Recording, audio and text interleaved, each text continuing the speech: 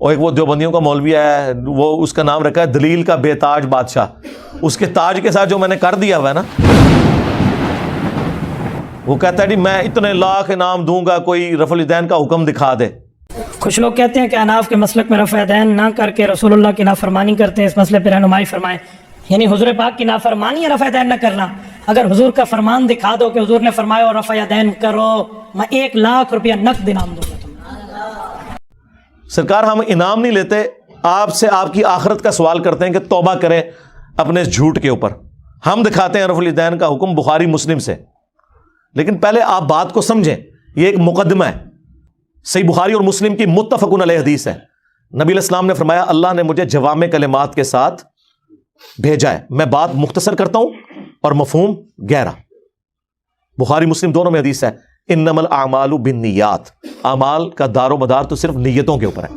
اب یہ ایک جملہ ہے، اس کے اوپر پوری کتاب لکھی جا سکتی ہے، یہ ہے جوامع کلمات، اس کو آپ ذہن میں رکھیں۔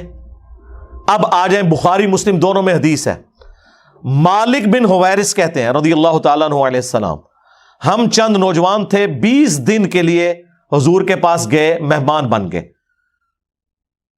حضور کی وفات سے 1-1.5 سال پہلے غزوہ تبوک کے موقع پر مسجد نبوی میں ٹھہرے 20 دن تک، آپ کے صبح و شام آبزرو کیے۔ جب حضور نے دیکھا نا کہ اب ہمیں گھر کی یاد ستا رہی ہے، تو اچھے ٹیچر کی یہی نشانی ہے کہ اس سے پہلے کہ کوئی اکتا جائے خود ہی اسے بھیج دیا جائے۔ آج تو آپ کہتے ہیں نا حضور میں آپ کے زمانے میں ہوتا تو ہر وقت آپ کو وضو کرواتا رہتا، ایسا نہیں ہوتا، دنیا میں ایسے نہیں معاملات چلتے۔ تو وہ کہتے ہیں ہمیں اپنے ماں باپ یاد آنا شروع ہو گئے، تو حضور نے جب یہ دیکھا نا کہ اب یہ ان کا انٹرسٹ لوز ہو رہا ہے، تو آپ نے کہا کہ سب کو اکٹھا کر کے کہا کہ اب اپنے گاؤں ایریا میں واپس چلے جاؤ۔ جب جانا تو جب نماز کا ٹائم ہو تو تم نے مجھے 5 وقت نماز پڑھتے ہوئے دیکھا ہے، ان اوقات میں تم نے نماز پڑھنی ہے۔ ایک بندہ اذان دے گا جو زیادہ قرآن جانتا ہے اور عمر میں بھی بڑا ہو، وہ تمہاری امامت کروائے، اور صلو کما رأیتمونی اصلی، اور نماز تم نے ویسے پڑھنی ہے جس طرح مجھے تم نے نماز پڑھتے ہوئے دیکھا ہے۔ کلیئر ہو گیا؟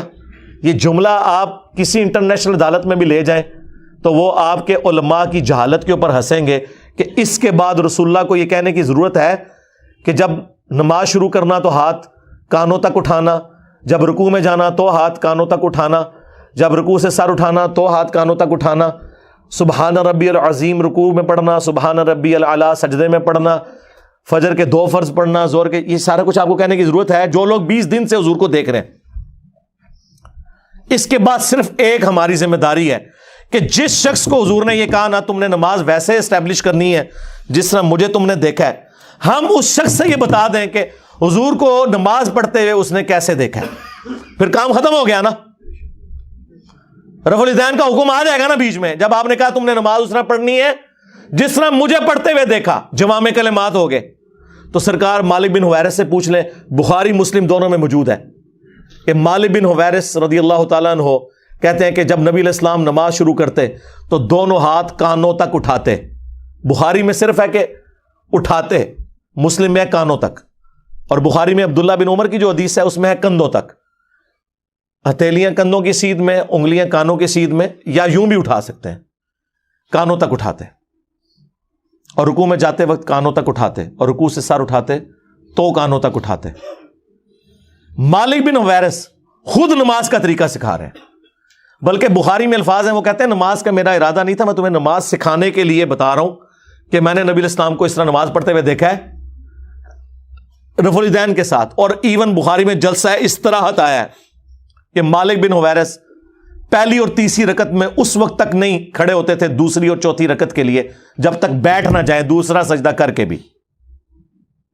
ویسے تو الگ سے بھی بخاری میں حکم ہے، نبی علیہ السلام نے ایک تیزی سے صحابی کو نماز پڑھتے ہوئے دیکھا تو فرمایا دوبارہ پڑھو، تم نے نماز نہیں پڑھی۔ 3 دفعہ ہوا تو چوتھی دفعہ آپ نے جب اس کو نماز کا طریقہ سکھایا تو اس میں آپ نے فرمایا پوری تفصیل کے ساتھ ہے، جب آپ سجدے پہ پہنچے فرمایا پہلا سجدہ کرو پھر سکون سے بیٹھ جاؤ، پھر دوسرا سجدہ کرو پھر سکون سے بیٹھو، اور پھر اگلی رکعت کے لیے کھڑے ہو۔ اس میں جلسہ استراحت کا ذکر موجود ہے۔ مالک بن حویرث کہتے ہیں میرا ارادہ نہیں تھا، میں صرف نماز سکھانے کے لیے تمہیں بتا رہا ہوں۔ اور مالک بن حویرث وہ ہیں جو حضور کی وفات سے 1-1.5 سال پہلے مسلمان ہوئے ہیں۔ اور آپ کو دیوبندی بریلوی حنفی یہ کہانی کرا رہے ہیں جی مکے میں رفع الیدین ہوتا تھا، مدینے میں منع ہو گیا، اور رفع الیدین کے جتنے راوی ہیں نا میجورٹی وہ ہیں جو فتح مکہ کے بعد مسلمان ہوئے ہیں، ہجرت مدینہ نہیں، فتح مکہ کے بعد 8 ہجری کے بعد۔ وائل بن حجر کی حدیث ہے مسلم شریف میں، ابو داؤد میں، بلکہ وائل بن حجر تو پھر 1 سال بعد ابو داؤد میں سنن نسائی میں آئے کہ دوبارہ آئے، وہ کہتے ہیں میں نے سردیوں میں دیکھا کہ صحابہ کرام چادروں کے اندر سے رفع الیدین کر رہے ہوتے تھے۔ اس سے یہ بھی مسئلہ پتہ چل گیا کہ چادر کے لیے ہاتھ باہر نکالنے کی ضرورت نہیں، اندر سے بھی رفع الیدین ہو سکتا ہے۔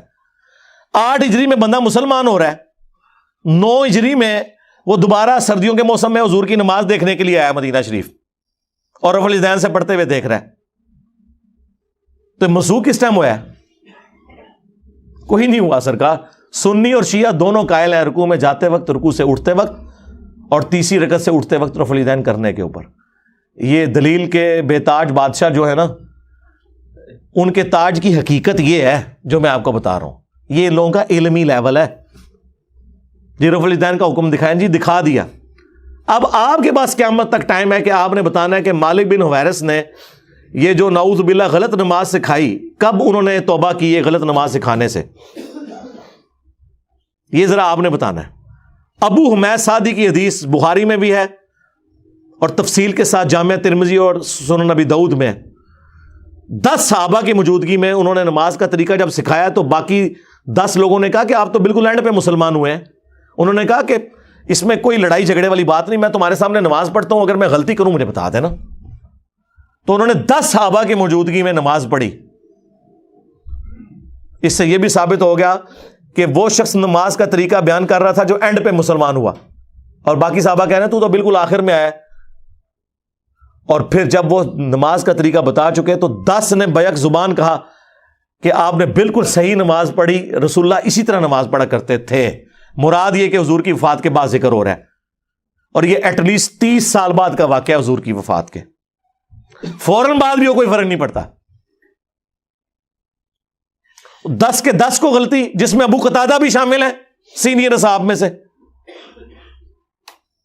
اس میں انہوں نے رفع الیدین کا ذکر کیا ہے، جلسہ استراحت کا ذکر کیا ہے، تورک بیٹھنے کا ذکر کیا ہے چوتھی رکعت میں، بائیں سرین پہ بیٹھ کے دایاں یعنی پاؤں کھڑا کر کے اس کے نیچے سے بائیں پاؤں کو گزار۔ فرقوں کی دکانیں بند، the damage has been done۔